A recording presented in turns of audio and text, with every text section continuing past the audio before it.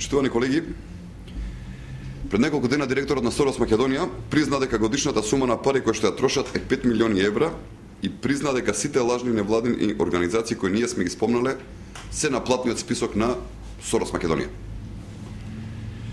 Во исто време на сите им стана јасно дека организациите кои се на платниот список на Сорос Македонија се и дел од политичката шема на Бранко Црвенковски, напишана во аферата Надеж. Замислете, 5 милиони евра годишно. Толку пари троши Сорос во Македонија. А зашто ги троши, дури сега дознавме.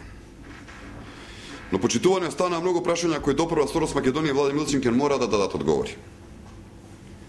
Како се случи токму Сорос Македонија да биде спомнат во планот за рушењето на легитимно избраната власт наречен Надеж? Како е можно се што било напишано во Надеж во 2008 година ние да го гледаме и да сме сведоци се до ден денеска?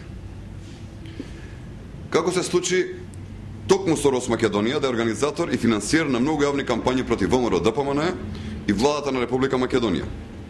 И дали, според правните прописи, тоа може да биде дејност на една невладина организација?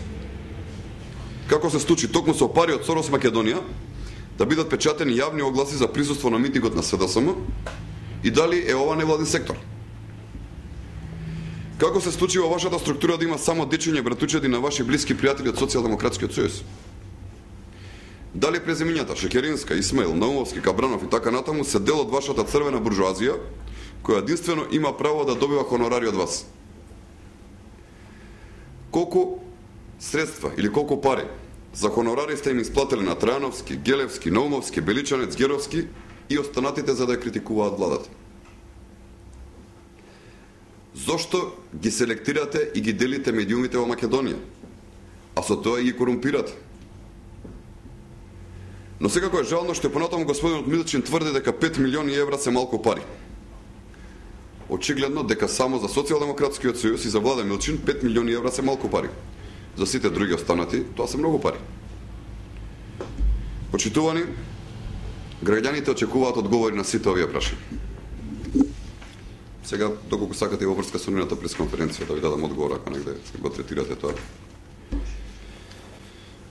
Значи, во однос на пресконференцијата на Социјалдемократскиот сојуз, функционерите на ВМРО ДПМН мора да работат според законите и предвидените процедури. Се што е надвор од тоа, не треба и не сме да се толерира. Впрочем, според таквото своје однесување, ВМРО ДПМН е тотално различно од Социјалдемократскиот сојуз. И нас тоа ни е драго. Доколку било кој функционер на ВМРО ДПМН погрешил пред законот и поставил спротивно од него, ќе подлежи на со закон предвидените постапки, а во тој случај институциите мора да постапуваат според законите. Сепак да подсетиме дека партиските вработување на непотизмот се препознатлив знак на Социјалдемократскиот сојуз, кој што и до ден денеска тоа го спроведува. Дури господинот Зоран Заев не се срамеше во камера јавно да признае дека вработувањата во неговата општина се исклучиво по партиски клуч. Факт е дека СДСМ, тоа го практикува во случајот, предмалку спомнат, во контекст на Сорос Македонија, каде што децата и братучедите на функционерите на Социјалдемократскиот сојуз се единствените кои што добиваат пари и хонорари од Сорос Македонија.